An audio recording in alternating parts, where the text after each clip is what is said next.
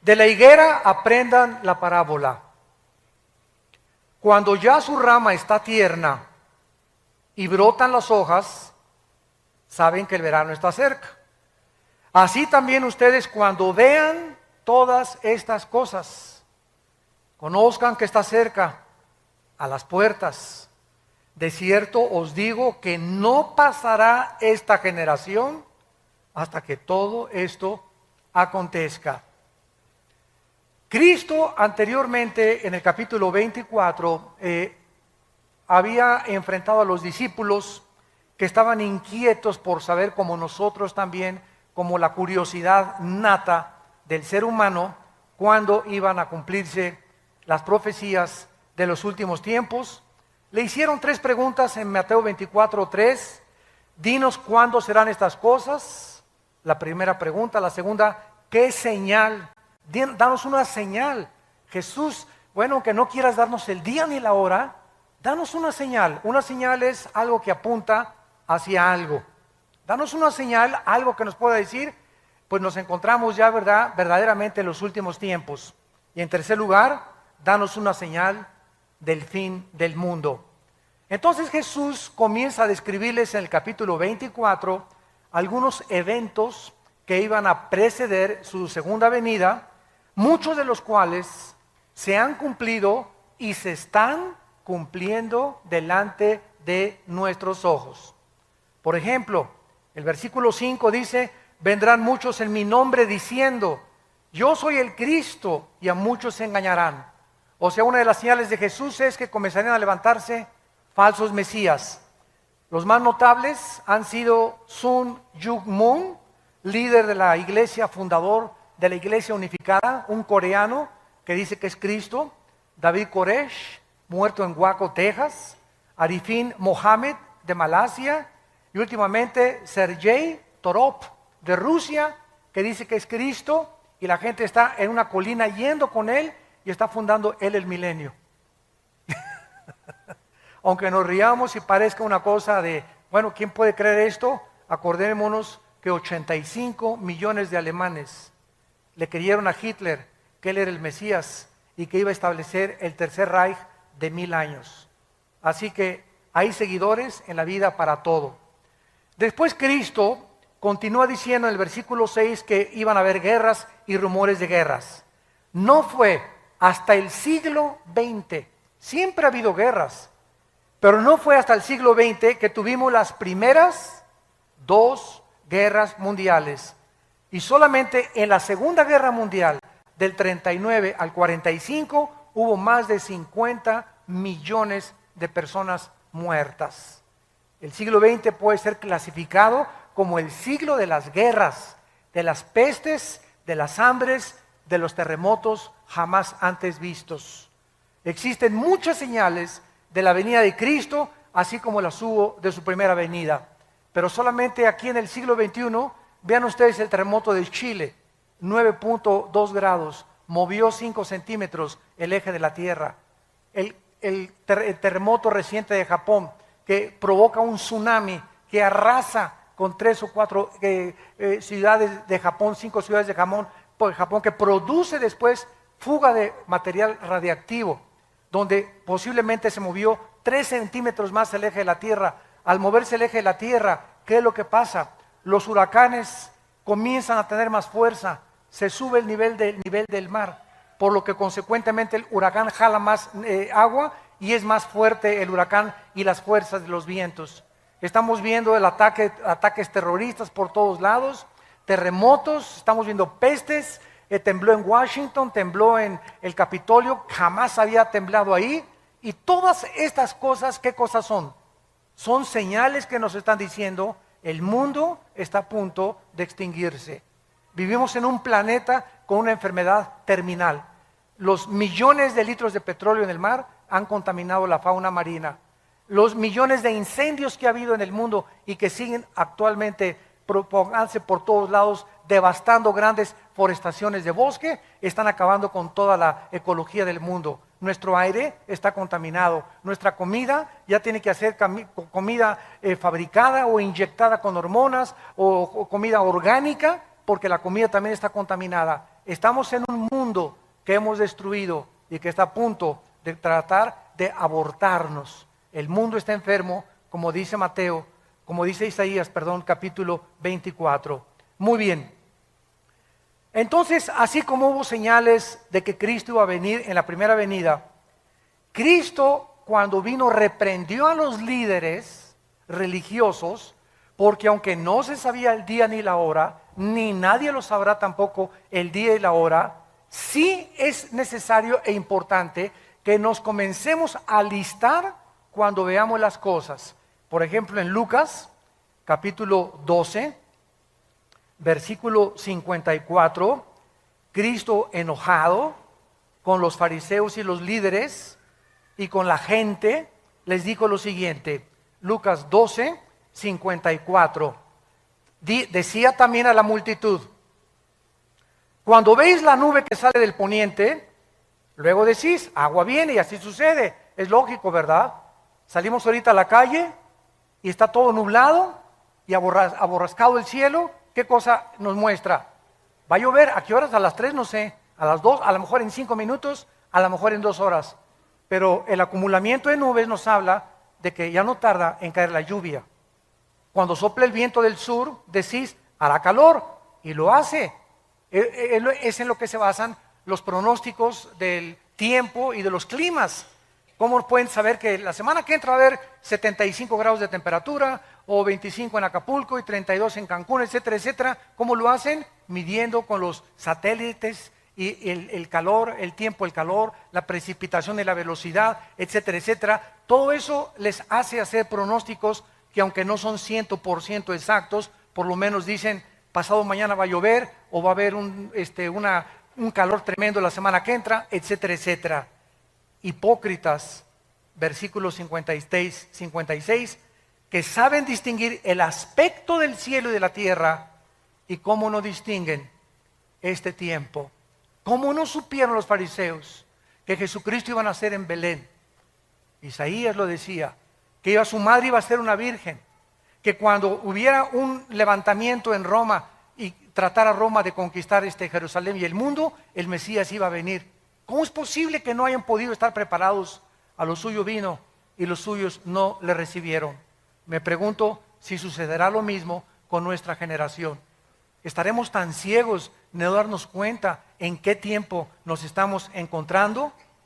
Jesús comparó estos eventos en Mateo 24, 8 con dolores de parto.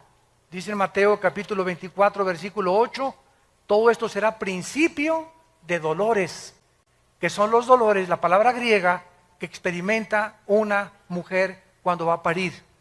Una mujer cuando va a parir, ¿cómo comienzan los dolores? Comienzan con contracciones cada vez más fuertes, cada vez más fuertes, cada vez más fuertes, van aumentando en intensidad y en dolor, hasta que se revienta la fuente de agua, ¿verdad? Y entonces la mujer tiene que ser internada inmediatamente en un hospital. Entonces Cristo dijo que los terremotos, los huracanes, los tsunamis, toda la descomposición ecológica iba a ir aumentando, aumentando, aumentando, como lo estamos viendo con nuestros ojos. Los terremotos son cada vez más fuertes, producen más daños, los huracanes son cada vez más devastadores, los tsunamis están comenzando a inundar ya grandes cantidades y grandes costas en los continentes del mundo. ¿Y quién puede estar ciego a lo que está pasando en Israel? Lo que va a pasar en 2 o 3 días. Esto es increíble a la luz de la Biblia. Muy bien, vamos a ver ahora que la Biblia nos revela que los cristianos sí podemos conocer los tiempos acerca de la segunda venida de Cristo. Veamos esto en Primera de Tesalonicenses, capítulo 5, versículos del 1 al 5. Primera de Tesalonicenses, capítulo 5, los primeros 5 versículos. Y dice el apóstol Pablo, acerca de los cronos, se tradujo tiempos, o sea, el tiempo cronológico. Y acerca de las ocasiones, ponlo en tu Biblia ahí, kairos, o sea, tiempos específicos. Una cosa es cronológicos, otra cosa es específicos. o sea, acerca de la cronología de los tiempos y el tiempo específico de algún evento, no tiene necesidad, hermanos, de que yo les escriba. Porque vosotros sabéis perfectamente.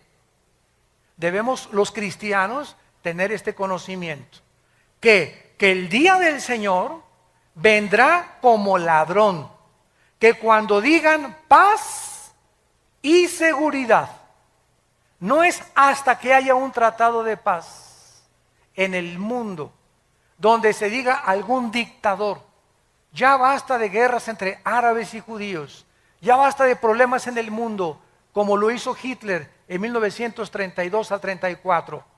Alemania estaba azotada por el comunismo, se formó el Partido Nacional Socialista, no había trabajo, el orgullo alemán estaba hasta los suelos después de que perdieron la Primera Guerra Mundial, era una población, un grupo humillado ante el mundo, y llega una voz del Führer, de Hitler: yo saco a Alemania, comienza a darle el empleo a todos, fabrica, producen la Porsche, se produce el carro Volkswagen, que Hitler dijo: le voy a dar un premio al mejor diseñador de autos que me haga un carro para el pueblo. La palabra Volks significa pueblo en alemán, Wagen en alemán significa pueblo. Entonces Volkswagen significa el carro del pueblo. Y pues hasta el momento, ¿verdad?, ha sido un carro increíble desde la Segunda Guerra Mundial. Y sacó a Alemania totalmente del pozo de desesperación en que se encontraban. Y 85 físicos, matemáticos, doctores, licenciados, abogados, maestros de escuela, no estoy hablando de indígenas, 85 millones de profesionistas, de personas cultas, de personas que fueron a la universidad con premios Nobel, etcétera, etcétera, votaron por Hitler y le creyeron a Hitler.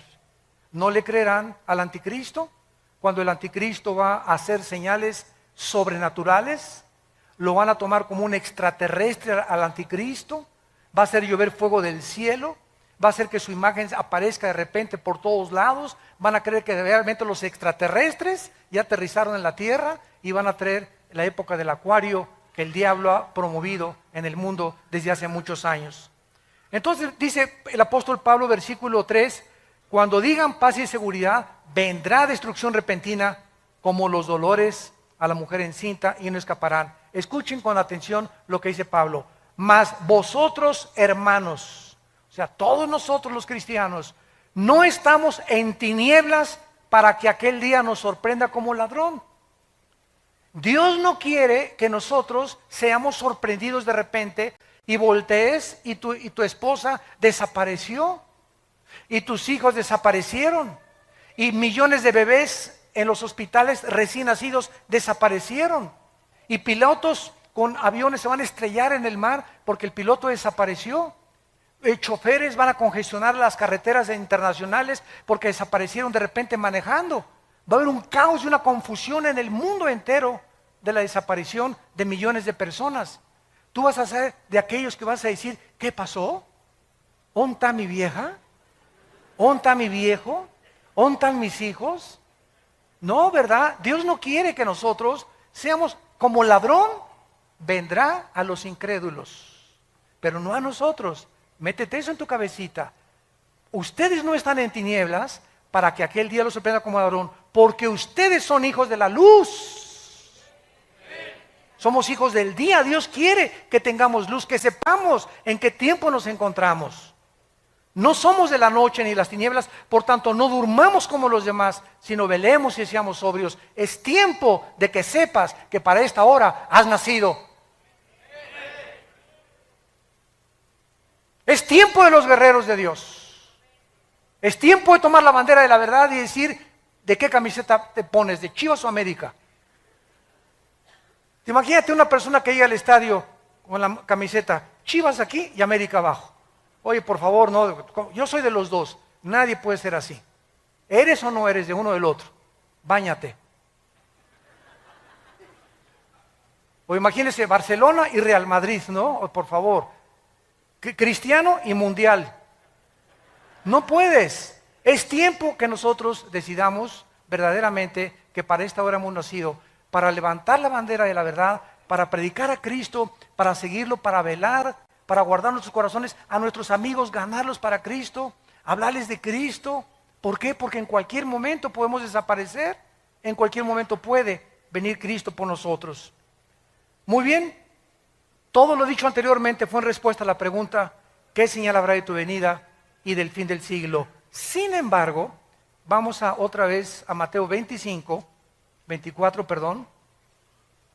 a nuestro pasaje, versículo 32 y 34, que vamos a examinar con lupa. Sin embargo, la señal más importante, síganme con mucho cuidado, más que los terremotos, más que las pestes, más que las hambres, más que cualquier otra cosa, la señal más importante, el termómetro de Dios se encuentra en la nación de Israel.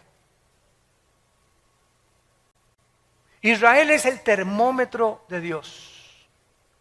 Dios escogió un puntito insignificante en el Medio Oriente, comparado con las 22 multimillonarias naciones árabes que rodean a Israel. Un puntito insignificante. Los judíos no son mejores que los mexicanos, ni que los árabes, ni que los palestinos, ni que los rusos. Dios en su soberanía escogió solamente un punto geográfico para que ahí se centraran las principales profecías de la historia. Para que de ese punto geográfico saliera la Biblia. Para que de ese puntito geográfico naciera el Mesías, el Hijo de Dios. Y si hubiera escogido México, los ingleses hubieran dicho, ¿y por qué no nosotros? Y si hubieran escogido a Francia, ¿y por qué no los alemanes? La cuestión es que a Dios le dio la gana, no te iba a preguntar a ti ni a mí, a escoger un punto geográfico y una nación, y Él escogió Israel. ¿Y quién va a contradecir a Dios? ¿Por qué escogiste Israel? Vuelvo a repetir, no fue porque fueran mejores porque se los dijo en Deuteronomio 7, sino porque los amé y porque quiero que mis profecías se cumplan a través de ustedes. Entonces Dios escoge Israel y desde 1948, 14 de mayo de 1948, el Estado libre, independiente y soberano de Israel, ante los ojos estupefactos del mundo entero, se constituye como una nación en un día. Cumpliendo la profecía de Isaías 66, ¿podrá nacer una nación en un día? Pues ha sido Israel la única de la historia. Este es importante porque tenemos que preguntar dos preguntas para contestar nuestro pasaje. Número uno, ¿quién representa la higuera? Porque dice el pasaje, Mateo 24:32, de la higuera aprendan la parábola. Cuando su rama está tierna y brotan las hojas, sepan que el verano está cerca. Y la segunda pregunta que tenemos que contestar es, ¿cuánto tiempo involucra una generación? Si podemos descifrar estas dos claves, ¿quién es la higuera y cuántos años constituyen una generación a los ojos de Dios en la Biblia? Tenemos bastante información para darnos cuenta que nos encontramos en esa generación, que no pasará hasta que todo acontezca. Sigamos leyendo y sigamos estudiando. Vamos a ver en primer lugar en Oseas, en el Antiguo Testamento, que en el Antiguo Testamento la nación de Israel representa o está representada por dos árboles. Uno es la vid, que produce uvas, o la viña, y otro la higuera, que produce higos. Dice en Oseas 9, versículo 10, ¿ya lo tienen? Como uvas en el desierto, hallé a Israel. Como la fruta temprana de la higuera, en su principio vi a vuestros padres. Aquí Cristo compara con dos árboles a Israel, con la vid y con la higuera. Pero es interesante, ¿verdad?, que la higuera es la última planta del año en florecer. Hay 3 árboles en la Biblia. El olivo, que representa las bendiciones. Dice en Romanos 11 que fuimos injertados en el olivo. Nosotros somos el olivo silvestre, el olivo original es de Israel. El olivo representa las bendiciones que vienen con el Espíritu Santo. La vid representa el sistema religioso, la viña. Isaías 5, planté una vid y vine a buscar fruto y no la encontré. Y esta misma parábola de Isaías 5, representando la vid, Cristo dice cuando vio la higuera, la maldijo, que era una profecía más adelante de que Israel atraería la maldición sobre sus vidas por haber rechazado al Mesías. Y en tercer lugar, la higuera representa la resurrección nacional de Israel. Entonces tenemos el olivo, tenemos la vid y tenemos la higuera. Pero cuando Cristo de los 3 árboles escoge la higuera para decirnos cuando reverdezca, cuando resucite, cuando otra vez ante los ojos del mundo Israel vuelva a levantarse después de más de 2000 años de que no tenían patria, gobierno ni sistema religioso, sepan que se acerca el verano. Quiero decirles con más exactitud que esta generación no pasará hasta que se cumplan todas estas cosas. Vemos también en Lucas capítulo 13 acerca de la higuera que Cristo nos está describiendo. Dice Lucas 13, versículo del 6 al 9. Dijo también esta parábola: tenía un hombre una higuera plantada en su viña, y vino a buscar fruto en ella y no lo halló. Y dijo al viñador: he aquí hace 3 años que vengo a buscar fruto en esta higuera y no lo halló. Córtala. ¿Para qué inutiliza también la tierra? Él entonces respondiendo les dijo: Señor, déjala todavía este año hasta que yo cabe alrededor de ella y la abone, y si diere fruto bien, y si no la cortarás después. ¿A quién se refería? A Israel.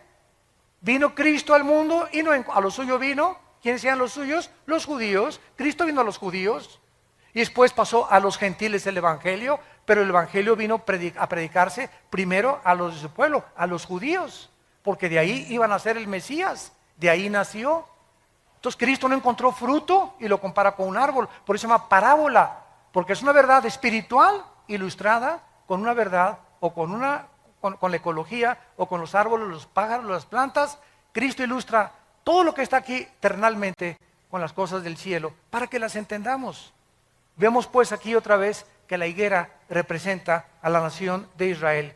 Ahora, el hecho de que Cristo tenía en su mente a Israel se confirma aquí mismo en este capítulo, versículo 34 y 35.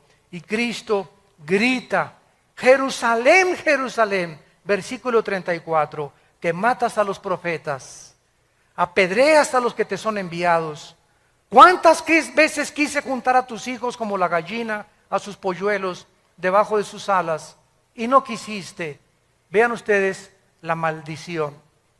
He aquí vuestra casa os queda desierta, y os digo que no me verán hasta que llegue el tiempo en que digan: Baruch Hashem Adonai Elohim, bendito sea el que viene en el nombre del Señor. ¿Va a decir lo mismo? Esto lo dijo como una nación, Dios lo va a decir como contigo. Voy a ver ahorita, Pancho tiene ya 5 años de cristiano, me voy a ir a asomar a su casa, a ver si lee la Biblia, a ver si ora, a ver si en su escuela está hablando de Cristo, a ver qué películas ve. Voy a buscar fruto en la vida de Pancho. Voy a buscar fruto en la familia Díaz, a ver cómo está esa familia. Dios nos examina y Dios busca fruto en nuestras vidas. No nos engañemos de que seamos cristianos si no estamos produciendo fruto. Aunque seas hijo de pastor, aunque tu mamá sea la monja de Zacanicapatlán, aunque tu tía sea obispo, aunque hayas nacido en un hogar cristiano, eso no garantiza que seas cristiano. A lo mejor eres religioso, pero tú no tienes una relación con Cristo personal. Entonces Cristo viene a buscar fruto en nuestras vidas. Cuando Él venga, los cristianos que estén con fruto serán cortados y llevados con Él. Pero los que no produjeron fruto, Él lo está profetizando. Vine a buscar fruto y no lo encontré. Este es un mensaje de Israel que hizo Cristo. ¿Terminó con Israel hace 2000 años? No, dijo, me voy a esperar a ver si hay fruto. Entonces la iglesia vino a tomar todo el lugar en estos 2000 años y ahorita no hay judío, ni gentil, ni griego, ni italiano, ni inglés. Sin embargo, la Biblia nos dice que Dios no ha terminado con Israel. Romanos 9, 10 y 11. No ha terminado con Israel. Una cosa es la salvación individual, otra cosa son las profecías nacionales. Israel se va a convertir en el trono de Dios. La nueva Jerusalén va a descender sobre la tierra de Israel. Ahí va a estar los cuarteles generales del universo. Dios habita ahorita en el tercer cielo. La Biblia dice que Dios va a dejar el tercer cielo. El Padre, estoy hablando, no el Hijo. El Padre va a dejar el tercer cielo y va a bajar a la tierra, en Israel, en Jerusalén, a poner su trono. ¡Qué maravilloso! Va a cambiar su trono de arriba a estar aquí con nosotros. El Dios y Padre del universo. Y nosotros a su alrededor reinando con los siglos por Él. Vemos pues entonces claramente, ¿verdad?, acerca de esto. Ahora dice el capítulo 21 de Mateo, versículos 18 y 19, Mateo 21, 18 y 19, la maldición de la higuera. Por la mañana, volviendo a la ciudad, tuvo hambre y viendo una higuera, está hablando de Jesús, cerca del camino vino a ella. Y no halló nada, sino hojas solamente. Y le dijo, nunca jamás nazca de ti fruto. Y luego se secó la higuera. Viendo los discípulos que se han maravillado, ¿cómo es que se secó enseguida la higuera? Bajo el Nuevo Testamento, para que entendamos este pasaje, los judíos tenían que presentarse 3 veces al año delante del Señor en la ciudad de Jerusalén. Jesús mismo vino a la ciudad de Jerusalén, vía Jericó, porque era el camino que siempre tomaba Cristo para llegar a Jericó, y en varias ocasiones fue a Jerusalén Cristo para celebrar, ¿se acuerdan las bodas de Caná, los tabernáculos, el Yom Kippur? Lo vino a celebrar Cristo en Jerusalén. Uno de esos días en que Cristo iba a Jerusalén, se encontró con la higuera, que sin duda en los viajes anteriores la había visto. Pregunta, ¿por qué no la maldijo antes, verdad? Lo vamos a ver. Pero el día precisamente en que él maldijo la higuera fue el día de su entrada triunfal a Jerusalén, cuando observó que no tenía fruto. Al llegar a Jerusalén, fue recibido como el Mesías, Hosana, el que viene en el nombre de Jesús, por la mayor parte de la gente. En la tarde se dirige a Betania, a la casa de Marta, de María y de Lázaro, a pasar la noche, porque venía camino a Jericó, y al regresar al día siguiente a Jerusalén, fue cuando él se detiene y maldice la higuera. Ya vimos que la higuera representa, sin ningún lugar a dudas, a Israel. Y esta acción de maldecir la higuera, porque no tenía fruto, vemos realmente que es una señal profética de que tampoco había encontrado fruto en la nación de Israel. Y cuando a Cristo lo crucifican, y cuando Pilato le dice a la gente, ¿a quién quieren escoger? Suelta a Barrabás, crucifícale. Pilato les dijo, la sangre sea sobre sus cabezas. Y el pueblo de Israel dijo estas palabras, que la sangre del Mesías sea sobre nosotros.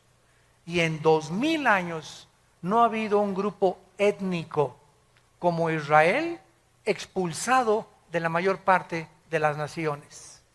Simplemente el holocausto en 1943, 44, 45 de Hitler, donde más de 6 millones de judíos fueron matados de hambre y en las cámaras de los gases, cómo los han odiado, cómo ahorita estamos en el siglo XXI y el mundo los odia, los árabes no los quieren aceptar. Ahorita hay 120 naciones, de las 200 naciones que tenemos en el globo terráqueo, 120 están votando contra el Estado de Israel.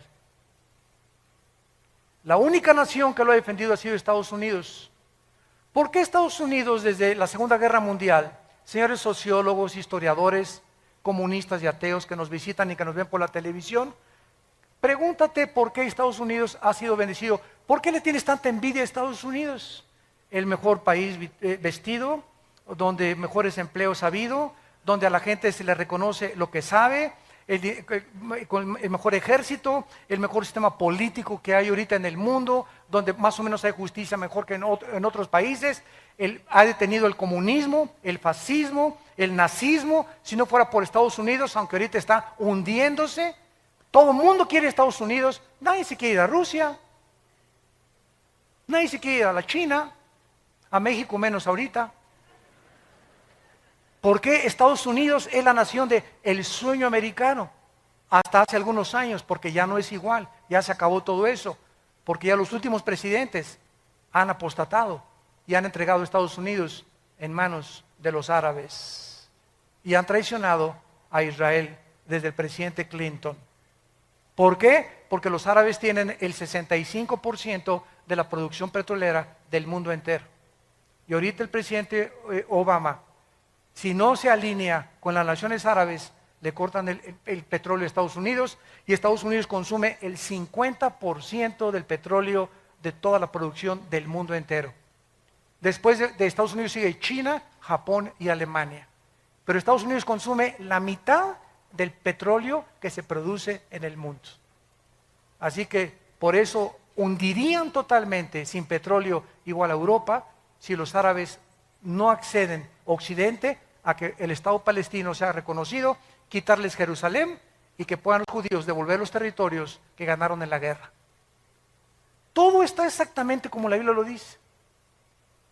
Zacarías 12, 2 y 3, Zacarías 14, del 3 al 4, Mateo 24, Mateo 25, Apocalipsis, Daniel, todo dice que cuando Jerusalén la rodearan los ejércitos, ante nuestros ojos está sucediendo pasado mañana. Ya se queda sola Jerusalén. ¿Qué va a pasar? Tal vez una guerra nuclear. La Biblia profetiza que Siria, Apocalipsis 17, va a desaparecer. Tal vez Israel conteste con armas nucleares a Siria y borre del mapa a Siria, y el anticristo salga de la región de Siria o Irak, y después de esta devastación se den cuenta, bueno, que nos estamos matando, surja como Hitler el anticristo y traiga la paz. Y cuando digan paz y seguridad, nos pintamos.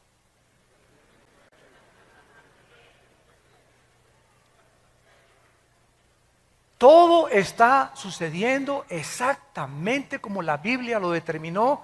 Dios, yo soy Dios, Isaías 44, que pongo en orden desde el principio lo que ha de acontecer.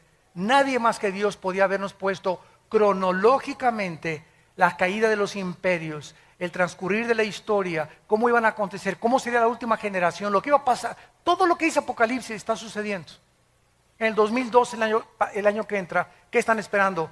Que se alineen los planetas.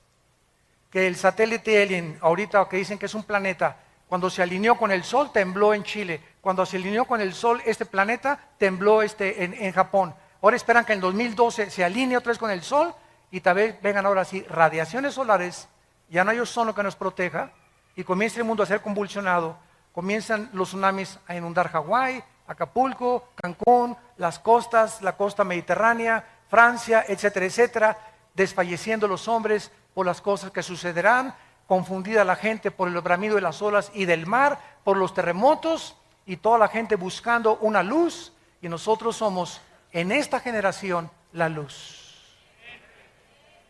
¿Estás tú brillando en tu casa, en tu familia? ¿Estás tú brillando en tu trabajo con tus amigos? ¿O sigues con el triunfo del amor? ¿Sigues viendo a Lady Gaga? ¿Por eso estás tan enchamucado como estás? ¿En qué mundo? Es que es el tiempo de nosotros. Hay un solo versículo en el Nuevo Testamento de David. Un solo versículo de David en Hechos. ¿Saben lo que dice la Biblia de David? El Espíritu Santo, ¿cómo resumió la vida de David? Dice en Hechos, y David sirvió a su generación. Es todo lo que se dice de David. ¿Cuál es ahorita es la generación de nosotros? Desde que tú naciste es tu generación. ¿Qué estás haciendo por tu generación? Los años así pasan. Y no te has decidido todavía a hablar de Jesús, a entregar tus bienes a Jesús, a seguir a Jesucristo, a hablar de Cristo, a santificar tu vida, a limpiar tu vida sexualmente. Esta maldición la hizo Cristo saliendo de la casa de Marta y de Lázaro y yendo más adelante. Con todos los antecedentes podemos ver claramente, ¿verdad?, que las señales que Jesús dio durante todo su sermón, el Monte de los Olivos, era para que aprendieran claramente que Israel estaba a punto de ser destruida. En el año 70, los romanos llegaron con el general Tito y no dejaron piedra sobre piedra. Cuando Cristo vivió, ¿saben cuál era el objeto de los fariseos? Construir edificios y templos. Y cuando le preguntaron a Cristo en Mateo 24 las señales, los judíos estaban, mira nomás qué iglesia totota, mega iglesia preciosa, cortinas persas, lámparas hawaianas, luces de Francia, tapetes persas, etcétera, etcétera. Y Cristo dijo, ustedes ahorita se gozan en edificios. Yo les diré que no quedará piedra sobre piedra. Y cuando vino Roma y arrasó con Jerusalén, ¿dónde quedaron sus supuestos templos e iglesias hechos pedazos? ¿Quiénes sobrevivieron? Las almas de los hombres. ¿Y nuestra generación es diferente? No, nuestra generación es exactamente igual. Ahora estamos tratando de hacer megas construcciones de 20, 30 millones de dólares. Cuando Dios no nos mandó a construir edificios, nos mandó a predicar el Evangelio de Jesucristo. Ya si Dios nos quiere regalar, y si alguien me dice, te regalo 15 millones de dólares para que hagas un edificio, una iglesia, gloria a Dios. Pero a la iglesia no la vamos a meter en drogas, ni obligar, ni a presionar. Den y den y den y den. Les decimos, den para las misiones, para mandar misioneros, para sostener más pastores. Nunca hemos pedido para la construcción. Y hasta ahorita Vida Nueva para el Mundo no tiene, ni es dueña de ningún edificio en el mundo entero. No somos dueños de nada. Y así hemos sobrevivido y estamos en más de 70 naciones, sosteniendo a más de 15 misioneros y pastores en el mundo.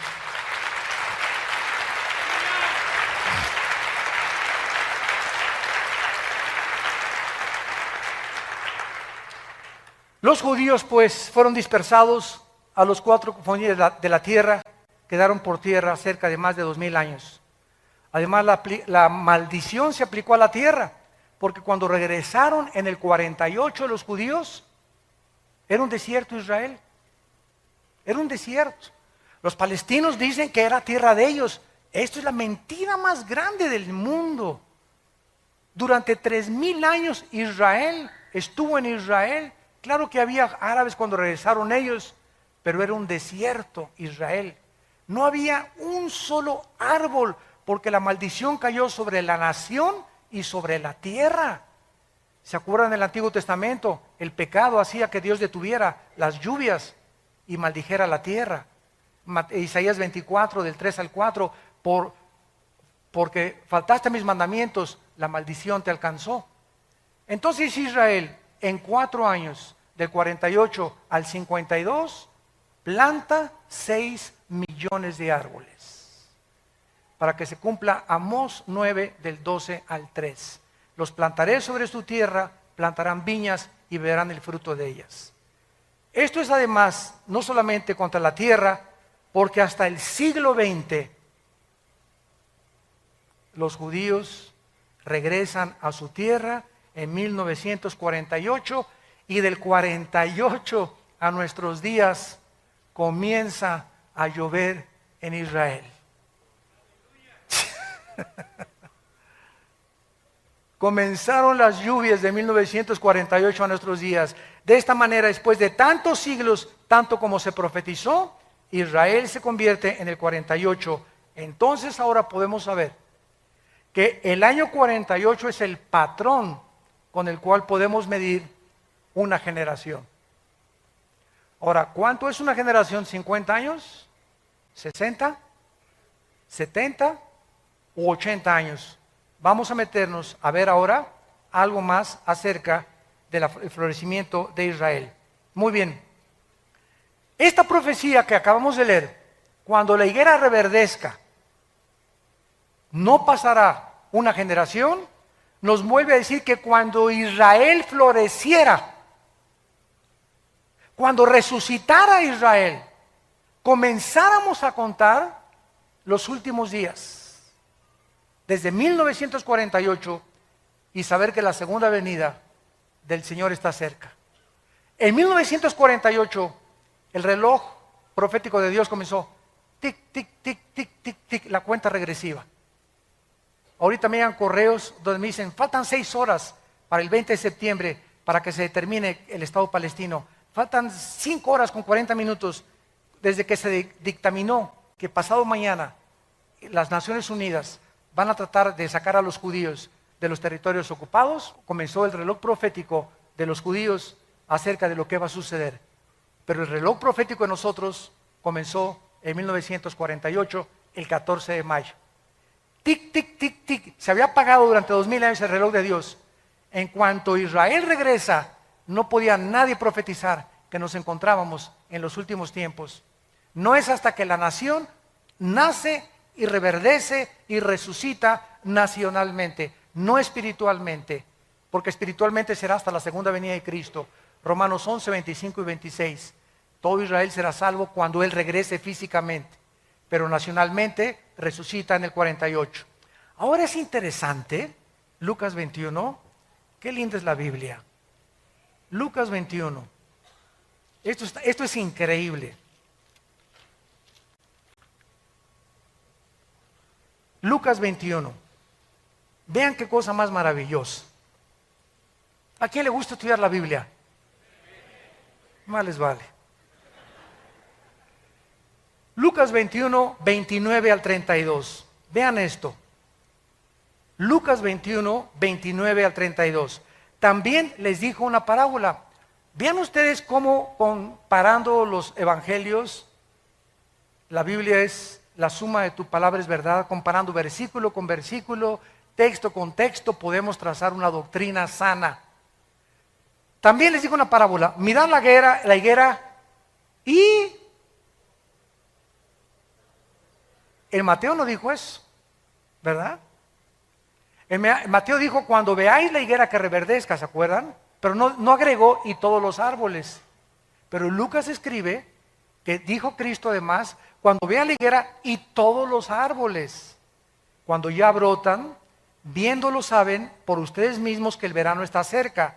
Así también ustedes cuando sucedan estas cosas, sabed que el reino está cerca. De cierto les digo, no pasará esta generación hasta que todo esto acontezca. No podemos dejar de notar, ni de estudiar en la declaración de estas profecías que Jesús menciona también, juntamente con el renacimiento de Israel, que los árboles. Tenemos ya otra pieza del rompecabezas. Los árboles, tenemos que saber qué significan o representan los árboles, porque lo que no dice Mateo, lo dice Lucas. En la misma Biblia vamos a encontrar esta interpretación. Si Israel representa la higuera, entonces debemos esperar que los árboles representen naciones. ¿No es verdad? Veamos esta verdad. Jueces, capítulo 9 en el Antiguo Testamento. Libro de Jueces. Está después de Josué para que no andes por Apocalipsis. Dice en Jueces 9, versículo 7 en adelante. Aquí encontramos a Jotam, un hijo de Gedeón. Y este muchacho habían matado a todos sus hermanos. Y entonces se dirige a una banda de terroristas que se llamaban los de Siquem. 70 hermanos o hijos de Gedeón habían asesinado. porque todos querían ocupar el trono, era la lucha por el poder, y Abimelech quería sentarse en el trono. Entonces, este muchacho les cuenta una historia, una parábola, y vean ustedes qué usa para representar los gobiernos o las naciones. Dice el versículo 7, cuando le dijeron a Jotam, se puso en el monte de Gerizim, alzando su voz, clamó y les dijo, óigame varones, y así fue oída, así os oiga Dios. Fueron una vez los árboles a elegir rey, y dijeron al olivo, reina sobre nosotros. Aquí se usa a los árboles como personas para nombrar a un rey, y el olivo representa un árbol que querían poner como un gobernante. El olivo dijo, no puedo dejarme aceite, versículo 10, le dijeron a la higuera, anda, tú reina sobre nosotros. La higuera respondió, he de dejar mi dulzura y mi buen fruto para ir a ser grande sobre los árboles. Versículo 12, y los fueron con la vid, reina con nosotros. Total que fueron con 3 árboles, la higuera, la vid y el olivo. Los 3 árboles que representan a la nación de Israel. Vemos pues que los árboles representan en Daniel 4 también. Nabucodonosor se le compara con un árbol que va a crecer y que es cortado y que no va a dejar de dar fruto. Con estos ejemplos podemos ver algo extraordinario a la luz de la historia que nos puede ya comprobar realmente qué significan los árboles. Una vez que vemos que los árboles representan personas, gobernantes o naciones, ¿a qué naciones? Si los árboles se representan naciones, ¿a qué naciones se refería Jesús que iban a reverdecer juntamente con Israel? Qué asombroso es esto. Las naciones cercanas a Israel iban a florecer cuando Israel floreciera. De manera asombrosa descubrimos que las naciones que tienen su frontera con Israel se independizaron exactamente dentro de los 5 años del renacimiento de Israel.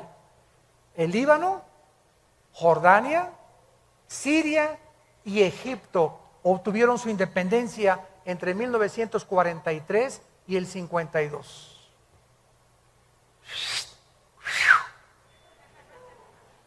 Escuchen esto, todavía falta. Líbano, después de la Primera Guerra Mundial, Francia obtuvo el mandato de Siria, que era la antigua porción del Imperio Otomano o de los persas. Francia superó la región del Líbano en 1920 y en el 43 Líbano florece como nación independiente. Jordania, después de la Primera Guerra Mundial, la disolución del Imperio Otomano, Inglaterra recibe el mandato de gobernar la mayoría del Medio Oriente. La Gran Bretaña separa la región autónoma de Transjordania en 1920 y Jordania se independiza en 1946 y adopta el nombre de Jordania hasta 1950. Siria administra esta región Francia después de la guerra y Siria se independiza en el 46 también, exactamente cuando se independizó Jordania. Egipto obtiene su independencia y soberanía con el derrocamiento de la monarquía británica en 1952. Estas naciones, al igual que Israel, no existían independientes hasta después de 1943. Y esto fue simplemente eran parte del Imperio Otomano, parte del Imperio Británico o colonias de Francia. Su nacimiento alrededor de Israel en el 48 nos muestra de manera asombrosa que eran las naciones a las cuales Cristo profetizó, que no es coincidencia que en ese tiempo de 5 años se independizaron todas las naciones que tienen su frontera con Israel. ¿Es la Biblia la palabra de Dios? ¿No es maravilloso que nosotros podamos saber claramente todo lo que está pasando en el mundo?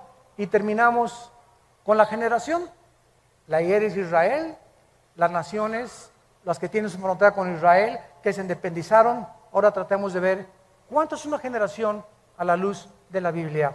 La palabra generación, dor, en el hebreo, se tradujo al griego genea, de donde viene la palabra genealogía, de donde viene la palabra genes. Nuestros genes también vienen de ahí. Y esta palabra significa una época o una generación de personas o un periodo particular de vida desde el nacimiento hasta que morimos. Vean ustedes el Salmo 78, versículo 8. Salmo 78, versículo 8. Y no sean como sus padres, generación contumaz y rebelde, generación que no dispuso su corazón, ni fue fiel para con Dios su espíritu. Israel nació el 80% de la gente de Egipto cuando tenían 40 años. Más 40 en el desierto. 80 años. Muy bien. ¿Son 80 años una generación realmente? Bueno, vamos a ver que si representa a un grupo de gente que nace y muere dentro del mismo periodo de tiempo, se le llama una generación. Salmo 90, versículo 10, nos saca de dudas. Los días de nuestra edad son 70 años. En los más robustos, los que no comen papitas ni Coca-Cola, y van a llegar a los 80 años con toda su fortaleza, es molestia y trabajo. Escuchen esto, amados hermanos santos de Dios. De acuerdo al libro de Hechos Mundiales de la CIA, World Factbook, mayo del 2010, el promedio más largo de vida de los seres humanos en el 2009 fue de 84 años en Macao. 84 años fue el promedio más elevado de vida en el 2010. Suiza ocupó el 10º lugar con 80 años de edad.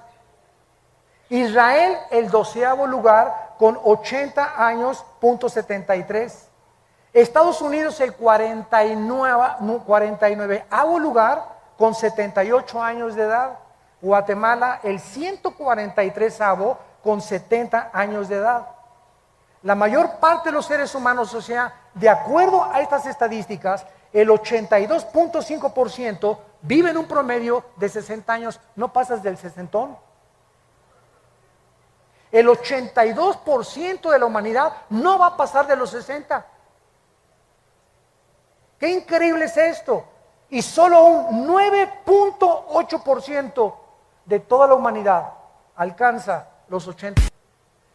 Mi mamá ya la hizo porque tiene 86. Billy Graham tiene casi 96 años ya de edad. Mateo nos provee la clave claramente, ¿verdad? De lo que vive una persona exactamente, son 80 años de acuerdo a la Biblia, en los más robustos. Ahora, 1948 más 80, 2028. ¿Ok? Si es que sé algo de sumar. Si el 2028 más o menos, sin que sepamos el día y la hora, fuera la segunda venida de Cristo, tendríamos que restarle 7 años de la tribulación, ¿no? ¿Cuánto nos da? 2021. O sea, estamos en el 2011. ¿Cuántos años nos quedan?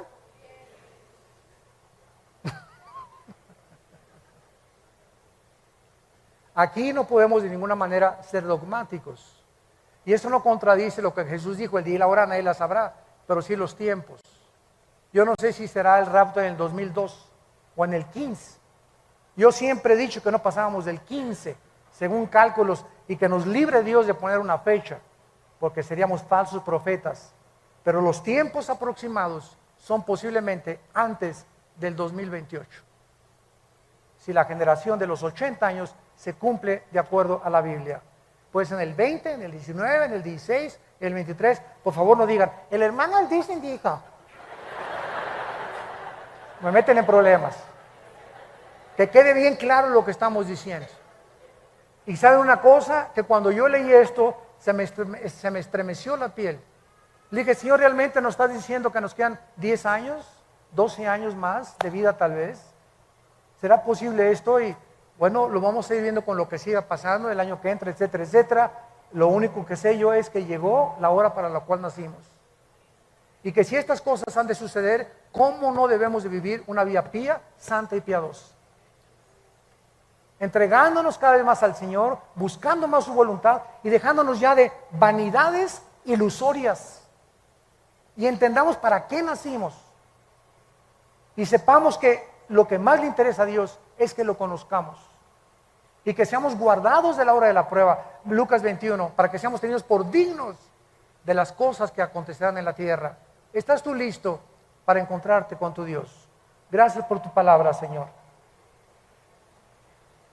Gracias por tu palabra, Señor, y por los tiempos que nos permites vivir. Donde estamos viendo que las nubes se están juntando de las catástrofes, de los holocaustos, de las tragedias en el mundo, de los fenómenos naturales, donde la naturaleza se ha vuelto contra nosotros. Y sabemos que estas son señales. Y tenemos tal vez 2 años, 10 años, solo tú lo sabes. Lo único que sabemos es que ya el tiempo se ha acercado. Y que estas consideraciones que hemos traído a la luz de tu palabra, con la ayuda del Espíritu Santo como nuestro Maestro, nos hacen temblar interiormente de temor a ti, de acercarnos más rápido a ti, de entregar nuestras vidas con pasión a ti, y de saber que tú eres la única causa por la cual vivimos. Porque si vivimos es para ti, y si morimos es para ti también, Señor. Ya sea que vivamos o que muramos, le pertenecemos al Señor. Muchos de ustedes que nos ven por la televisión y que están aquí presentes, yo los invito a que vengan a la cruz en este momento. Vengan a la cruz, ven a hacer la paz con Dios. Prepárate para encontrarte con tu Dios. Si Cristo no viene en 20 o 30 años, el día de tu muerte, lo vas a enfrentar. Y será el día de tu juicio, donde no tendrás otra oportunidad, como la tienes en esta tarde, de arrepentirte de tus pecados y de entender que no eres un animal.